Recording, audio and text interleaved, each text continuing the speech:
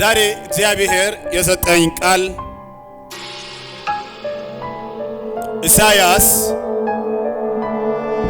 53:1 ላይ ያለው ቃል ነው። ጎኔ ላይ ያለው ሰው አንድ ትንቢት ተናገር። ኢየሱስ ክርስቶስ ይመጣል በሉሲ። ጎኔ ላይ ያለው ሰው ኢየሱስ ይመጣል በሉሲ። ያዳነ ኢየሱስ ይመጣል በሉሲ። ኢየሱስ ይመጣል። ዛሬ ወገኖቼ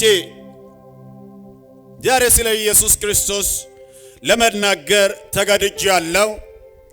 ትንቢተ ኢሳይያስ 53:1 ላይ እንዲህ የሚል ቃል አለ። የሰማነውን ነገር ማን አምኗል? የእግዚአብሔር ክንድ ለማ ተገልጧል። ቁጥር 2 ላይ እንዲህ ይላል፣ በፊቱ እንደ ቡቃያ ከደረቅ መሬት እንደ ስር አድጓል። መልክና ውበት ያለው እንወደው ዘንድ ደንግባት የለው። ቁጥር 3 ላይ እንዲህ ይላል፣ የተናቀ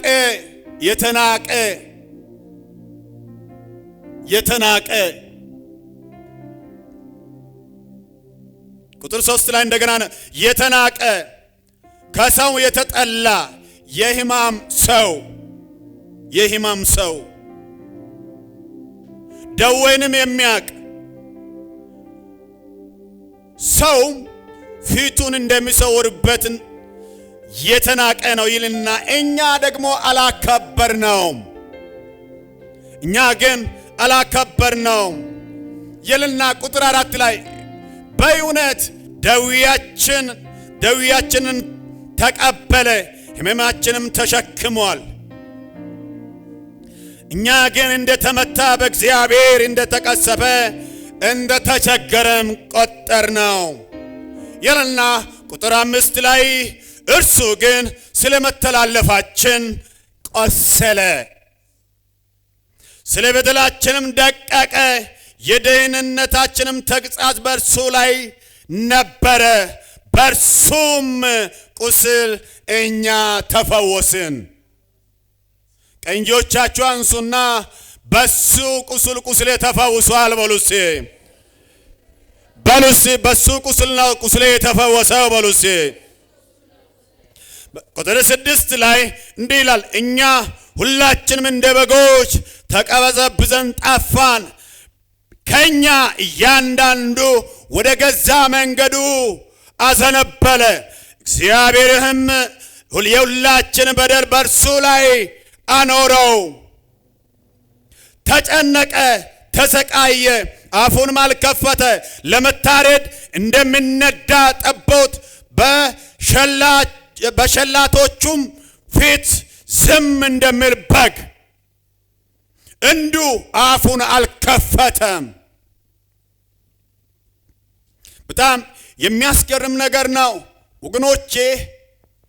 ዛሬ እኛ ቁጥር 1 ላይ እንዲህ ይላል፣ የሰማነው ነገር ማን አምኗል? የእግዚአብሔር ክንድ ለማ ተገልጧል ይልና ቁጥር 2 ላይ በፊቱ እንደ ቡቃያ ከደረቅ መሬትም እንደ ስር አድጓል፣ መልክና ውበት የለውም ይላል። መልክና ውበት የለውም ይላል። እሱ ወገኖች ትሰማላችሁ? እሱ መልክ አጥቶ ለኛ መልክ መጥቷል። ስላንተ መልክ ያለ እሱ መልክ አጥቷል። ውበት ያለ ውበት አጥቷል። በሱ መከራችን ተቀየረ፣ በሱ ቁስላችን ተቀየረ። እንዲህ በሉ እስቲ፣ በቁስሉ ቁስሌ ተፈውሷል፣ በቁስሉ ቁስልሽ ተፈውሷል፣ ቁስሌ ተፈውሷል ተባባሉ እስቲ። ተናገሩ። ቁስልሽ የተፈወሰው በኢየሱስ ቁስል ነው ተባባሉ እስቲ። የሱ ቁስል በሉ እስቲ ሕያው ነው በሉ እስቲ። በጣም የሚያስገርም ነገር ነው። ቁጥር 3 ላይ የተናቀ ከሰውም የተጠላ የሕማም ሰው ደዌያችን የሚያውቅ ይልና ቁጥር 4 ላይ በእውነት ደዌያችንን ተቀበለ ሕመማችን ተሸክሟል ይላል። ዛሬ ወገኖቼ አንድ ነገር ለመናገር እፈልጋለሁ። ይህን መልእክት ለምትከታተሉት ሲግባ እዚህ አዳራሽ ላላቸው ይህን ፕሮግራም ለሚከታተሉት ለሁሉ ይህ መልእክት አስተላልፋለሁ። ደዌያችሁን የተሸከመው ኢየሱስ ነው። እስቲ እንዲህ በሉ፣ ደዌን የተሸከመ ኢየሱስ ነው በሉ። እስቲ ደዌሽን የተሸከመ ደዌን የተሸከመ ኢየሱስ ክርስቶስ ብቻ ነው። ዛሬ አንዳንድ ነገር ይህ ዘመን ይህን ጊዜ እያላችሁ ያላችሁ ሰዎች ምንኛም አይነት ጊዜ ቢሆንም ምንኛም አይነት ጊዜ ቢሆንም ኢየሱስ ክርስቶስን ግን አይወክልም። ኢየሱስ ክርስቶስ ሕያው ነው። ኢየሱስ ክርስቶስ አለት ነው። ኢየሱስ ክርስቶስ የራሱን ደም ያፈሰሰው መጽሐፍ ሲናገር ዮሐንስ አንደኛ ቆሮንቶስ 11:18 ላይ ያለው ቃል እንዲህ ይላል፣ የመስቀሉ ቃል ለሚጠፉት ሞኝነት ነው፣ ለኛ ግን ለምንድን የእግዚአብሔር ኃይል ነው። ይህ ኃይል ከደሙ የተገኘ ነው። መጽሐፍ ሲናገር ወገኖቼ ይህን መልእክት በደንብ ስሙ። የመስቀሉ ቃል ለሚጠፉት ሞኝነት ነው፣ ለኛ ግን ለምንድን የእግዚአብሔር ኃይል ነው ይላል። ዛሬ ኃይሉ ሐዋርያ አይደለም፣ ኃይሉ ፕሮፌት አይደለም፣ ኃይሉ አፖስትል አይደለም፣ ኃይሉ ፓስተር አይደለም፣ ኃይሉ አስተማሪ አይደለም፣ ኃይሉ ወንጌላዊ አይደለም። ወገኖቼ ደማችሁን ያፈሰሰው ኢየሱስ ነው። ዛሬ ብዙ ጊዜ እነማሚ እዚህ ያሉ እነ ፊተር ሌሎች ለወንጌል አገልግሎት እኛም በገጠሮች ላይ ለወንጌል ስርጭት ስንወጣ ብዙ ሰዎች ጌታን ያልዳኑ ቤተ ክርስቲያን ውስጥ ያለው ነገር ይናገራሉ። የጌታን ወንጌል አይሰሙም። እናንተ ጋር ያለው ሐዋርያ፣ እናንተ ጋር ያለው ፓስተር፣ እናንተ ጋር ያለው ወንጌላዊ ወገኖቼ ሁሉ አይደሉም፣ አንዳንዶች ናቸው። አንዳንዶች ዋጋ የሚከፍሉ አሉ። አንዳንዶች የራሳቸው ነገር ትተው የክርስቶስ ወንጌል የሚሰብኩ አሉ። ብዙዎቹ ነው አይደሉም። በአንዳንዶቹ የክርስቶስ ስም እየተሰደበ ነው። ዛሬ መልእክት እየሰማችሁ ያላችሁ በዓለም ዙሪያ ላይ ያላችሁ መጽሐፍ ሲናገር አንደኛ ቆሮንቶስ 1:18 ላይ የመስቀሉ ቃል ለሚጠፉት ሞኝነት ነው፣ ለኛ ይላል ጳውሎስ፣ ለኛ ግን ለምንድን የእግዚአብሔር ኃይል ነው አለ። ብዙ አዲስ ነገር የለም በዚህ ምድር ላይ፣ ብዙ አዲስ ነገር የለም በዚህ ምድር ላይ። ኢየሱስ ክርስቶስ ወገኖቼ ሰውን ለማዳን ነው የመጣው። ግን ከሐዋርያቶች መካከል የሐዋርያ ይሁዳ አስቆሮቱ ኢየሱስ ክርስቶስን ሽጧል። ያንም ይሄ ነገር አለ። ዛሬም ኢየሱስ ክርስቶስን የማያከብሩ ትውልድ እንዳለ ያንም ግማሹ ሐዋርያ ኢየሱስን ሽጧል። ግማሹ ሐዋርያ ኢየሱስን ሲሸጥ 30 ብር ሲሸጥ፣ አንዳንድ ሐዋርያዎች ደግሞ እኔን እንደ ኢየሱስ አትስቀሉ፣ እኔን ዘግዝቃችሁ ስቀሉ የሚሉ ሐዋርያቶችም አሉ። የኢየሱስ መከራ ለኔ ይሆን የሚሉ ሐዋርያቶችም አሉ። ያኔ አንዱ ሐዋርያ የሚሸጥ ነው። በ30 ብር የሚሸጥ ሐዋርያ አለ። በቤተ ክርስቲያን የተሾመ ሐዋርያ አለ። በዛ ጊዜ ጌታ ኢየሱስ ክርስቶስ በዛ ጊዜ ይሁዳ አስቆሮቱ 30 ብር በሸጣው ጊዜ በዛ ጊዜ አንዱ ሐዋርያ በ30 ብር ሲሸጥ አንዱ ሐዋርያ ጌታ ኢየሱስ ክርስቶስ አንጠለጥላችሁ ነው የገደላችሁ፣ እኔን ግን ዘቅዝቃችሁ ሲቀሉ፣ እሱን እንዲያርጋችሁ ነው እኔን ግን ዘቅዝቃችሁ ሲቀሉ የሚሉ ሐዋርያም አለ፣ ያንም አለ።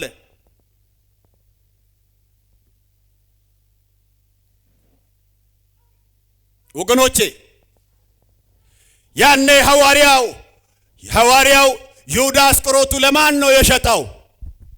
ለካህናቶች። ሻጪው ሐዋርያ፣ ገዢው ግን ካህኑ። ሻጪው ማን ነው? በሉ ተናገሩ። ሻጪው ማን ነው? ገዢው ማን ነው? ካህኑ። ሐዋርያው ሽጧል፣ ካህኑ ገዝቷል። ለሞት አሳልፎ ሰጡ። ግን ይሄ ሐዋርያም እንደበላ አልቆየም። በቤተ ክርስቲያን ይሄ ሐዋርያ ይሁዳ አስቆሮቱ ያችን ብሯን አልበላም።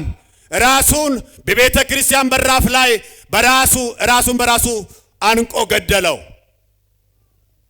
ዛሬ የኢየሱስ ስም ስለ ኢየሱስ እነ ጴጥሮስ ስለ ክርስቶስ ወንጌል ሐዋርያ ጳውሎስ 200 ጊዜ ሐዋርያ ጳውሎስ ደግሞ 200 ጊዜ ባላንጋ ተገርፏል። በባህር ሄዷል። ሳይበላ ሳይጠጣ ኖሯል። 200 ጊዜ ባላንጋ ተገርፏል። 3 ጊዜ በበትር ተመቷል። ባህር ውስጥ ኖሯል። ሐዋርያ ጳውሎስ ሐዋርያ ጴጥሮስ እኔን እንደ ኢየሱስ አትግደሉኝ፣ እነ ዮሐንስ እንደ ኢየሱስ አትግደሉኝ፣ እኛን በእንደዚህ ግደሉኝ የሚሉ ራሳቸው ሕይወታቸውን የሰጡት አሉ። ወገኖቼ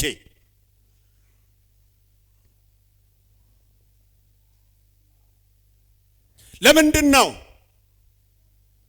የመስቀሉ ቃል ለሚጠፉት ሞኝነት ነው፣ ለእኛ ግን ለምንድን የእግዚአብሔር ኃይል። ዛሬ ወገኖቼ ማየት ያለባችሁ መስቀሉን እዩ። መስቀሉን እዩ። መስቀሉን ካያችሁ ወደ እግዚአብሔር ሕልውና ውስጥ ትመጣላችሁ። ብዙ ነው፣ ብዙ ሕዝብ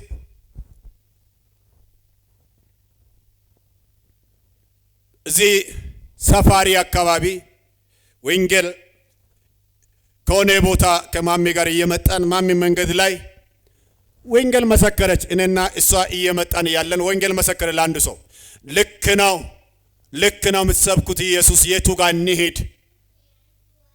ተበለሻሽቷል። የድሮ ቸርቾችም ያው ያሁኑም ያው ወዴት ጋር ነው የምንሄደው ስል ኢየሱስን ነው እኛ ተቀበል የምንለው። የታረደልን ኢየሱስ ግን ሁሉም አይደለም። አንዱ ያንም እንደነበረ ሐዋርያት አንዱ ሐዋርያ ሽጧል፣ አንዱ ካህን ገዝቷል። ይሄ ያንም ነበረ፣ አሁንም እኛ የምንመሰክረው ይሄን ወንጌል ነው አለች። ዛሬ ወገኖቼ የምትሄዱበት የምትኖሩበት ቤተ ክርስቲያን ዝም ብላችሁ ዘው ብላችሁ አትግቡ። ቤተ ክርስቲያን ማንን ትመስላለች? መሪን ትመስላለች። መጋምን እና ከእናትና ከአባት የተወለዱ ልጆች ወላጆችን ይመስላሉ። ሌላ ሰው ማንም አይመስሉም።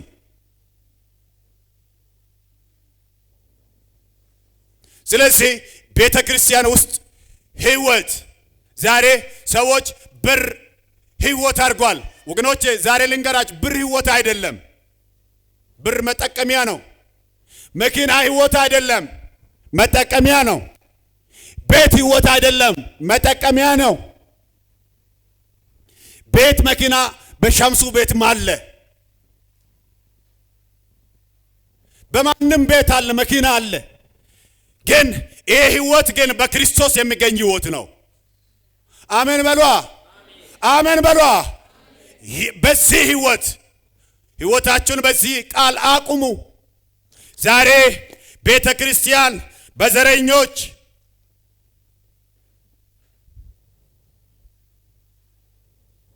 በኦሮሞ፣ በአማራ፣ በትግሬ፣ በወላይታ፣ በካምባታ፣ በማንም በምስራቅ በሰፈር አይደለም። ይሄ ወንጌል ግን በደም የተገኘ ነው።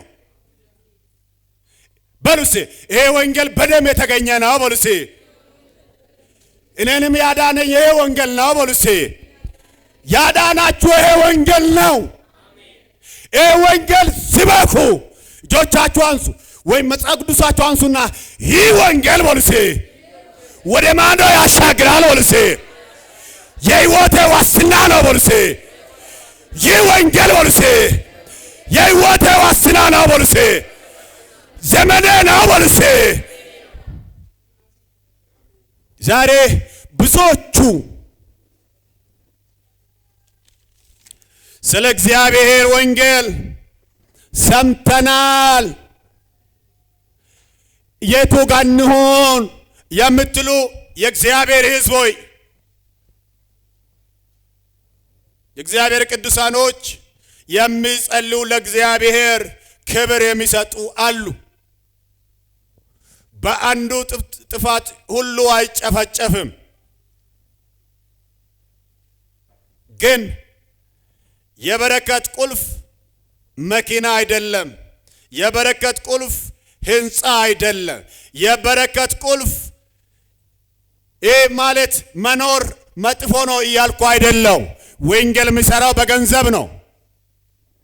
ግን ያነ ሐዋርያ ጳውሎስም ሰዎች ገንዘብ ሰጥተዋል። የቆሮንቶስ ሰዎች እንኳን ከድህነታቸው ወንጌል ጋግዟሉ የሕይወት ወንጌል እንዲሰበክ። ዛሬ የምትዘሩበት የቱ ጋር ናችሁ ታውቃላችሁ? አስረት የምትሰጡበት ቦታ አውቃችሁ ነው የምትሰጡት? ወንጌል የሚሰራበት ቦታ የቱ ጋር እንደሆነ አውቃችሁ ነው የምትሰጡት? በየዕለቱ ወንጌል ትመሰክራላችሁ? ይሄ ዘመን እያላችሁ ነው። ዘመን ምንም አይደለም። በዘመን መካከል ሕያው የሆነው የእግዚአብሔር ቃል አለ። በሏ አሜን በሏ። የእግዚአብሔር ቅዱሳን አሜን በሉ እስቲ። ወንጌል ስበኩ። ዛሬ ከቤተ ክርስቲያን ፍቅር ጠፍቷል፣ እውነት ጠፍቷል። ደግሞ እውነት የሚናገሩ ሰዎች አይወደዱም። አጨበርባሪዎች ቦታ አግኝተዋል። አታላዮች ብዙ ቦታ አግኝተዋል። ብዙ አጨብጫቢ አላቸው። አጨበርባሪዎች ታጅበው ይሄዳሉ። አጨበርባሪዎች እንደፈለገ ይኖራሉ። ግን ለነሱ አጨብጫቢ አለ። ለነሱ አጨብጫቢ አለ። ለነሱ መኪና አላቸው፣ ጋርድ አላቸው፣ ለነሱ ብር አላቸው።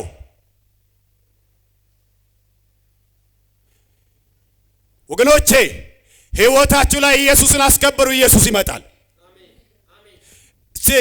ኢየሱስ ይመጣል የምትሉት ኢየሱስ ይመጣል በሉሲ። በሉሲ ኢየሱስ ይመጣል በሉሲ። ኢየሱስ ይመጣል በሉሲ። ችግር የለም። ስለ ዶላር ጸልያ ቀደም አምስት ጸልያ ዶላር መጥቷል። ባለፈውም 500 ዶላር መጥቷል። አሁንም እንደዚህ መጥቷል እያለ ሲመሰክር ሰምታችሁታል። መንገድ ላይ እግዚአብሔር ብዙዎችን ሲፈውስ፣ እዚህ ጋር ብዙ ለሆስፒታል እምቢ ያለው ነገር እግዚአብሔር ሲፈውስ እናንተ ምስክር ናችሁ። እሱ አይደለም አገራችን በሰማይ ነው በሉሲ። አገሬ በሰማይ ነው በሉሲ።